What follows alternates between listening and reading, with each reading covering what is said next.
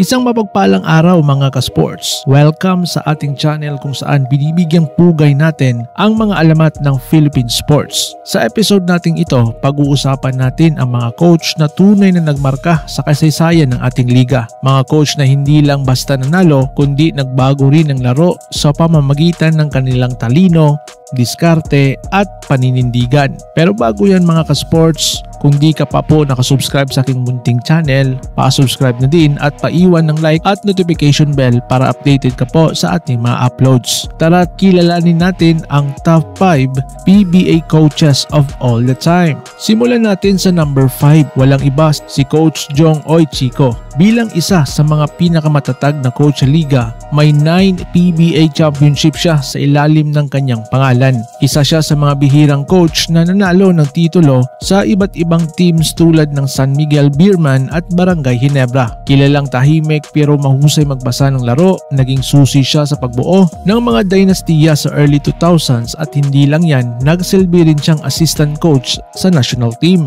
Susunod sa ating listahan mga ka-sports ay si Coach Yeng Giao, ang fiery, passionate at fearless leader sa court. May 7 PBA titles siya at kilala siya sa kanyang intense coaching style. Pero higit sa lahat mga ka-sports, tinitingala siya sa kakayahang magdala ng underdog team sa finals. Naalala nyo ba mga ka-sports ang Red Bull at Rain or Shine? Siya ang nasa likod ng mga Cinderella runs nila. Bukod sa PBA, naging head coach din siya ng Gilas Pilipinas. Hindi lang siya coach mga ka-sports, isa rin siyang public servant. Talaga namang coach na may puso sa bayan.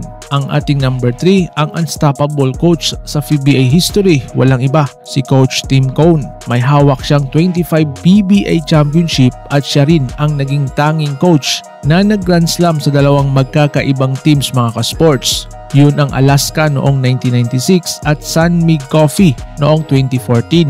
Kilala siya sa triangle offense, disiplina at leadership. Isa siyang Amerikano pero tunay nang niyakap ang kulturang Pilipino. Hanggang ngayon, coach pa rin siya ng Barangay Ginebra at patuloy mga ka-sports sa pagdagdag ng titulo sa kanyang resume. Ang ating number 2 mga ka-sports, ang maabilidad at championship proven coach na si Norman Black. Bilang coach ng San Miguel Beerman, pinangunahan niya ang team sa isang Grand Slam noong 1989. May 11 PBA championship siya at isa sa mga bihirang coaches mga ka-sports na parehong matagumpay sa pros at college. Natatandaan nyo ang Ateneo Blue Eagles? Pinangunahan niya mga ka-sports ang 5 PIT championship nila mula 2008 hanggang 2012.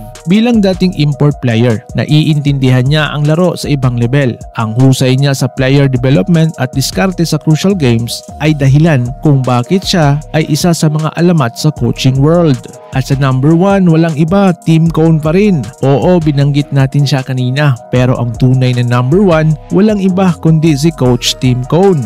Bakit siya ang GOAT? Dahil hindi lang siya nanalo. Siya ang standard mga ka-sports sa consistency, adaptability, at professionalism sa PBA. At alam nyo mga ka-sports, maintain ito sa loob ng 3 dekada. Hindi siya nawalan ng trabaho, hindi lahat kayang magtanggal sa larangan ng coaching ng ganong katagal. Lalo na sa pressure ng Pro League. Kung may Mount Rushmore ng PBA mga ka-sports, Jack may mukha na siya doon. So ayan mga ka-sports ang ating top 5 PBA coaches of all time. Sang-ayon ba kayo sa listahan o may sarili kayong version? Comment nyo mga ka-sports sa ibaba at huwag kalimutang i-like, i-share at i-subscribe para sa mas marami pang top 5 sports video kagaya nito. Salamat sa panunood mga ka-sports at kita-kits sa susunod na episode. Ingat po kayo!